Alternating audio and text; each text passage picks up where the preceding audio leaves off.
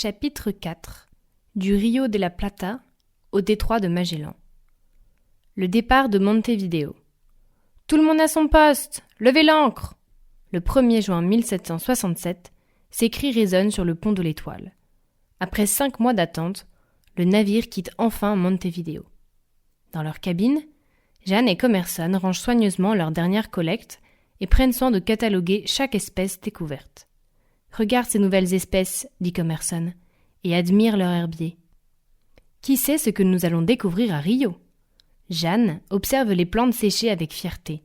Chaque spécimen est soigneusement pressé, étiqueté avec le lieu de collecte et ses caractéristiques. Leur travail est un véritable voyage de découverte, et chaque plante raconte une histoire. Rio de Janeiro, un paradis botanique. Le 13 juin 1767, l'Étoile jette l'ancre dans la baie de Rio de Janeiro. La ville est entourée de collines verdoyantes où la végétation tropicale est magnifique et colorée. Les parfums de la flore tropicale remplissent l'air et les oiseaux exotiques chantent parmi les branches. « C'est incroyable !» murmure Jeanne quand elle débarque. « La nature ici est tellement différente de ce qu'on connaît. » Lors de leur première sortie, ils découvrent une plante grimpante avec de belles fleurs colorées qui éclatent de rose, rouge et violet. « Ces bractées colorées !» dit Commerson en regardant la plante avec une loupe. « Elles protègent les vraies fleurs, beaucoup plus petites. C'est fascinant !» Ils décident de nommer cette plante Bougainvillea en l'honneur de leur commandant. Jeanne dessine chaque détail avec soin dans son carnet de voyage et note non seulement la forme et la couleur des fleurs, mais aussi la manière dont elles s'intègrent au paysage environnant. Elle sait que ces dessins seront une aide précieuse pour leur étude ultérieure et une trace importante de leur découverte. Pour bien comprendre une plante, explique Commerson à Jeanne, il faut l'observer à différentes étapes. Les bourgeons, les fleurs, les fruits, chaque phase nous apprend quelque chose de nouveau. Jeanne hoche la tête. Elle a appris à repérer chaque petit détail. La disposition des feuilles, la forme des tiges, la structure des fleurs. La moindre variation peut avoir une signification cruciale et elle prend soin de tout noter. Le retour à Buenos Aires. Après 1 mois, l'Étoile repart en direction du sud. En août 1767, elle fait une escale à Buenos Aires. Pendant 3 mois, Jeanne et Commerson explorent la vaste Pampa. Ils parcourent des kilomètres à pied, notant les différences de végétation d'une région à l'autre. La végétation change complètement selon la distance par rapport à la rivière, remarque Jeanne. C'est comme si chaque zone avait sa propre flore, et chaque plante semble raconter l'histoire de son environnement. Un jour, ils rencontrent des Guaranis, qui leur montrent des plantes médicinales locales. Ces plantes sont utilisées depuis des générations pour soigner toutes sortes de maux. Jeanne et Commerson les écoutent attentivement, conscients de la valeur de ces savoirs traditionnels. « Ces connaissances sont précieuses, dit Commerson. Il faut tout documenter, pas seulement pour la science, mais aussi pour préserver la sagesse de ces peuples. » Il dessine les plantes, note les remèdes et essaie de comprendre les propriétés curatives de chaque espèce.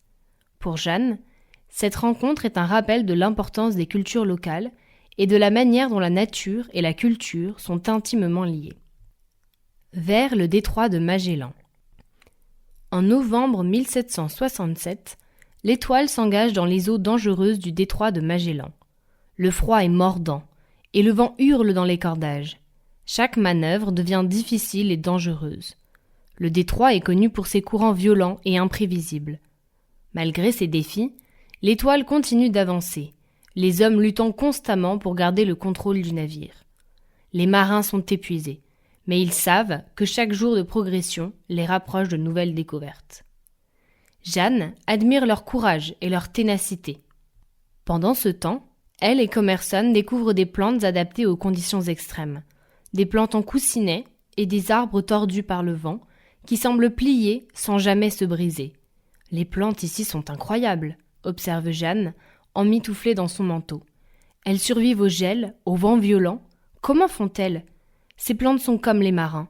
Elles s'adaptent, elles luttent, elles survivent. » Elle note comment les racines se glissent dans les moindres interstices des rochers, trouvant une prise même dans le sol le plus pauvre. Chaque détail de ces plantes est un témoignage de la résilience de la vie. Les soupçons grandissent.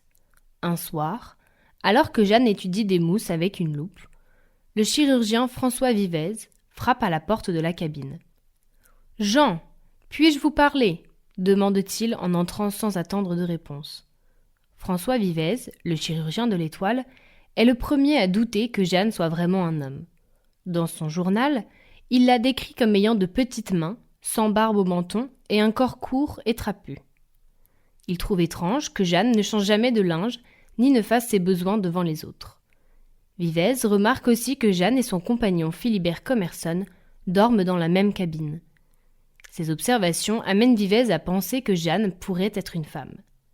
Des rumeurs commencent à circuler parmi l'équipage. Certains marins chuchotent entre eux, se demandant pourquoi Jean est si différent. « Jean, les hommes parlent, » commence Vivez d'une voix basse. « Votre apparence, vos manières, cela commence à soulever des questions parmi l'équipage. » Jeanne sent son estomac se nouer. Elle sait que les rumeurs peuvent devenir dangereuses, surtout dans des conditions aussi difficiles. Elle prend une profonde inspiration et décide de se défendre. « Docteur Vivez, » répond-elle en essayant de rester calme, « il y a une raison à tout cela. Un accident quand j'étais jeune. Cela m'a laissé différent ?» Jeanne invente rapidement une histoire. « Je suis en quelque sorte un eunuque, » explique-t-elle, « victime d'un accident qui m'a rendu incapable de remplir les fonctions d'un homme. Ma situation ressemble à celle des eunuques de l'Empire ottoman qui surveillent les harems. » Vivez la regarde, visiblement surpris. Après un long silence, il hoche lentement la tête. « Je vois, » murmure-t-il finalement. « Je comprends mieux certaines choses maintenant. Mais soyez prudent, Jean. L'équipage peut être cruel quand il ne comprend pas. » Vivez la regarde encore un moment avant de se retirer.